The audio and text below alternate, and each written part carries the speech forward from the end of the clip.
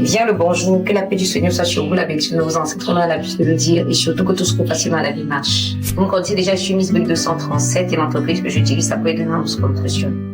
Aujourd'hui, je prends la parole, n'est-ce pas, pour répondre à certaines questions que m'ont posées des internautes.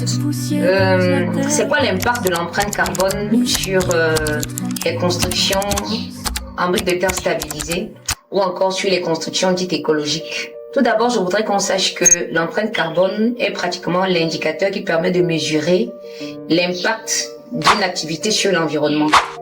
De ce fait, elle est beaucoup liée à ce qu'on appelle l'effet de serre. Et si on veut parler d'effet de serre, on va parler, n'est-ce pas, d'un certain nombre de gaz. Si on parle des gaz naturels, on peut avoir pratiquement le CO2, on peut avoir pratiquement le méthane, on peut avoir l'ozone.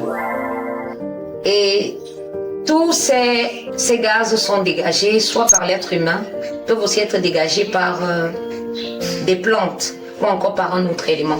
Il faut savoir que pour que le corps humain, lui, garde la température normale, qui est 37 degrés Celsius, il faut également un certain gaz que doit générer le corps. Et le corps humain ou alors un être humain devrait dégager environ 20 litres de CO2 par heure. Si on fait le ratio, vous pouvez un peu voir. Alors, venir maintenant et remettre en cause pratiquement l'écologie ou le côté écologique de la brique serait remettre en cause pratiquement la pratique de ce que nous on fait. Il faut préciser ici que nous avons les briques de terre cuites, nous avons les crues, nous avons la stabilisée. Et lorsqu'on parle de cela, on regarde pratiquement l'action qui est menée par rapport au transport de certains qui, eux, dégagent une certaine énergie ou une certaine empreinte carbone.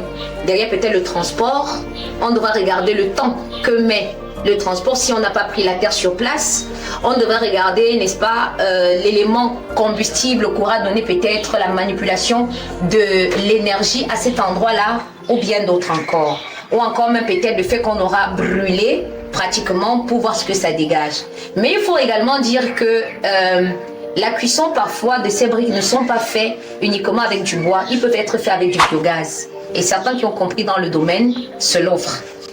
Et à côté de ça aussi, il faut maintenant faire le distinguo au niveau des deux sources d'énergie que nous avons. Si l'énergie utilisée pour la fabrication est une énergie renouvelable, alors on ne peut pas parler, n'est-ce pas, des difficultés ou alors d'augmentation, n'est-ce pas, de l'élément empreinte carbone. Pourquoi? Parce qu'en ce moment-là, l'énergie que vous avez est renouvelable et de ce pan-là, on n'a pas de problème dans ce sens-là.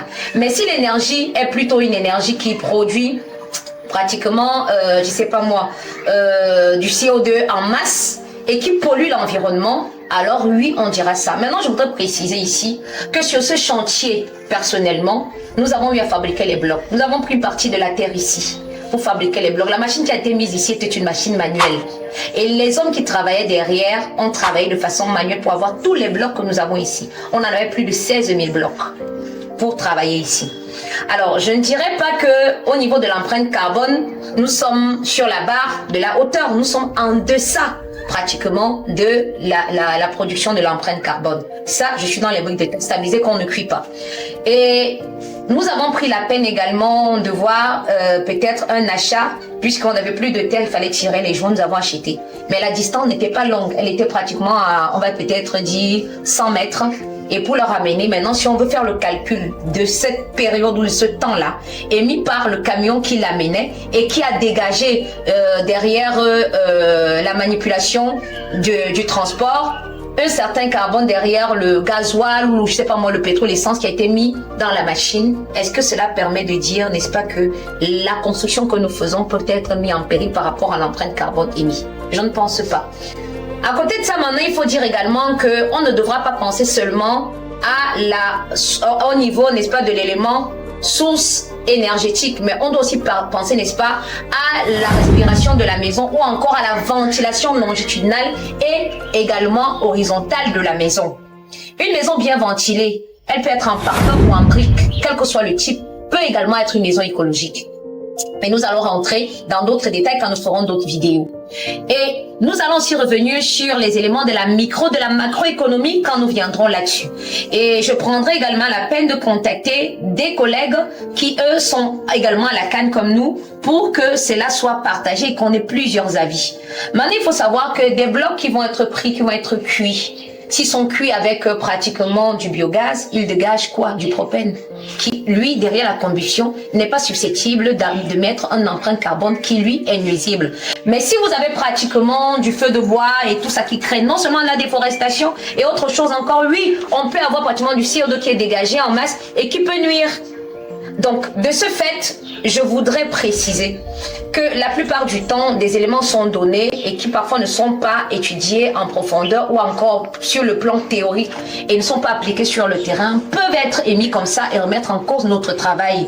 Moi, j'ai travaillé, j'ai fait des maisons avec la brique de terre crue, avec la brique de terre cuite, avec la brique de terre stabilisée. Je peux dire à dessein que c'est une brique écologique parce que derrière même les analyses que nous faisons et dont nous venons pour avoir des résultats quand nous n'avons pas une terre qui est appropriée pour la lithostabilisation, nous regardons justement ces éléments-là qui permettent de garder le côté mécanique de la brique qui lui permet également de garder ses propriétés acoustiques, ses propriétés d'isolation thermique et bien encore, et qui permettent également que derrière l'utilisation de l'énergie dans la maison, qu'il soit réduit. Je voudrais qu'on avance un peu. Le design qui a été fait ici a été fait pour que la consommation d'énergie dans la maison soit bonne et surtout que l'aération de la maison se fasse. Et puis également que derrière pratiquement la déco, que sur le plan esthétique, ils aient quelque chose de bien, peut mettre des cadres et bien d'autres encore. Là, on est déjà sur la phase des tirages des joints. Vous voyez comment c'est beau. Je voudrais vous montrer notre mur à l'intérieur. Voilà, nous avons tiré les joints. Vous voyez. Tout ici est naturel, est fait de façon rustique, à la main, et c'est l'homme qui le fait. Il prend du temps, mais c'est quelque chose qui est bien pour votre santé, tant physique, mentale que spirituelle. Et il faut savoir également que tout ce qui est fait de façon rustique prend du temps, a de la valeur et a également son coût. Et la prochaine fois, nous reviendrons aussi sur d'autres éléments qui permettent, n'est-ce pas, qui vont permettre d'approfondir un peu cela, de retoucher les angles et parler également du côté coût. J'avais fait des vidéos les dernières fois pour vous présenter un peu l'analyse qu'il fallait se faire avant de parler, n'est-ce pas, du côté coût au niveau de la brique. Mais je pense également que beaucoup ont écouté, peut-être n'ont pas bien écouté ou ont suivi, mais n'ont pas bien compris. Donc, on pourra également faire des lives pour essayer de discuter, des questions pourraient être posées et on pourra apporter des éclaircies.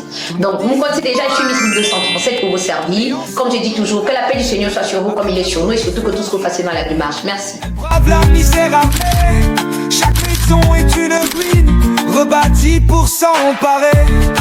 Elle danse avec les esprits.